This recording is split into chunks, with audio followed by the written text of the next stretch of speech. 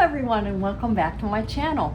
So I have been working on the French roses pattern that we talked about last time, but a couple of projects got in the way, so I will stick a couple of pictures in there so things just kind of get in front of my main project. But I just couldn't resist.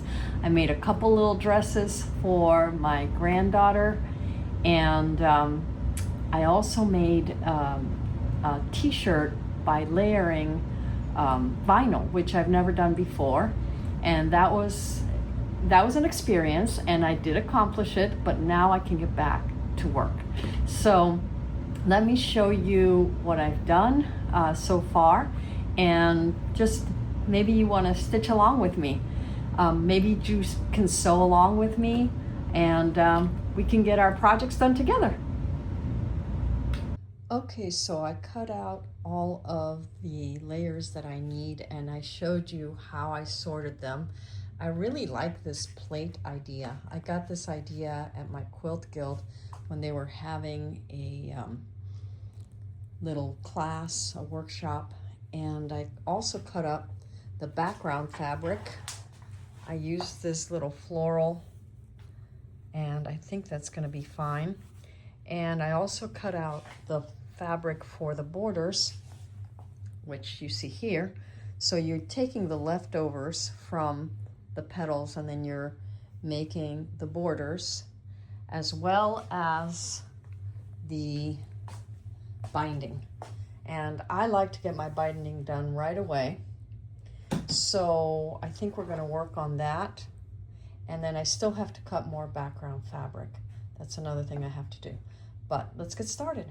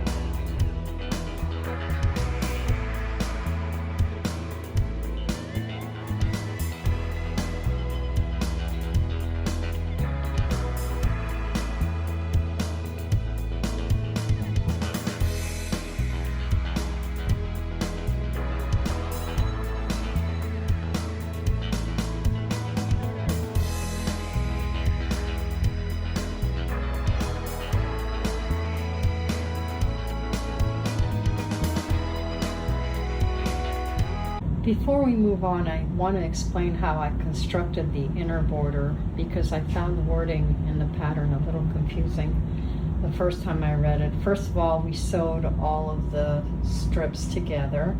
Then I squared up one short end of the strip set and cut across it. So then I made 7 I cross-cut 7 strips. And each one contained 10 squares. So first I had to make 2 15 square borders, these 2. And the way I did that, I took one of the 10 square strips and removed the stitches between the 5th and 6th squares. So that divided it into 2 pieces with 5 squares in each piece. Then I sewed one 5 square piece to the end of one of the untouched 10 square strips. Then I sewed the other 5 square piece to the end of a second untouched 10 square piece. That gave me 2 border strips that were 15 squares long. That's these 2. So these 2 15 square strips are used on the left and right side of the quilt. And next, I made 2 17 square borders. For the other pair of borders, I took 2 more 10 square strips. On each one, I removed the stitches between the 7th and 8th squares. That gave me 2 7 square pieces and 2 3 square pieces. I sewed one of the 7 square piece to the end of one of the remaining untouched 10 square strips. Then I sewed the second 7 square piece to the final untouched 10 square strip. That gave me 2 border strips that are 17 squares long. That's this one. Now I noticed that I had 2 small 3 square pieces left over. The pattern doesn't call for these pieces again, so I can set them aside. Okay, I hope that makes it a little bit clearer.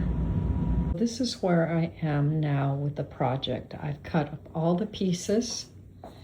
I cut up the binding and I made the binding, which I like to make before I even start a project. And the border instructions were giving me a little anxiety, so I decided to make the borders before doing the flowers. And now we are finally ready to sew the flowers. Hi everyone. I wanted to show you what I've been doing. Now I have done a couple of the flowers and I did learn a couple of tips that I think you might appreciate. First of all, I did turn down my stitch length to 1.5 because as it frays, you want to make sure that everything is really secure, and it also makes it easier to go around the curves. I used a white thread. I thought about using a light gray thread, but ultimately all of this is going to fluff up. I don't think it's going to show up. I don't know. It seems pretty straightforward now. I think that I'm still staying with the HP foot, my 1/4 inch foot. I thought about maybe using a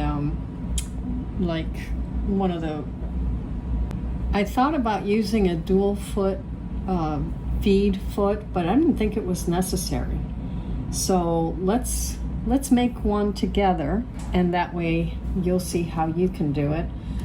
This is a technique that is in the pattern, and I also want to give credit to Richard Tharp of Richard Tharp Quilts, who initially actually inspired me to do this. It looked like so much fun and so relaxing, and it really is. It's just the type of project where, unlike with embroidery, you want to just be in slow mode and just relax and enjoy it, as opposed to trying to make it go by fast and have it done immediately. It's a fairly quick and easy technique. but it's not a fast technique, so just FYI. So we have our background, and the way we do this is that the first thing we're going to do is center the petals, and it's not an exact science, it's wherever it kind of lands, which is always nice. And then you decide the position of your leaf, which can be anywhere. You can have one leaf or two. Since I was using the scan and cut, it was just as easy for me to cut two for each flower as one. So I put the leaves in where I want them to be, more or less. Give yourself enough room, because remember that you're going to be stitching these blocks together, and you want to give yourself at least a ½ inch, I would say. Yeah, maybe we'll go here. And don't fuss too much with it, because that's not the point here. And you notice that I tucked in this little leaf underneath, and then once you've got figured out where you want it more or less, and that you have enough room for the seam allowance, then you pin the leaves, okay? I got a 1.5 stitch length, and now I'm going to go around each leaf and each petal about a ½ inch.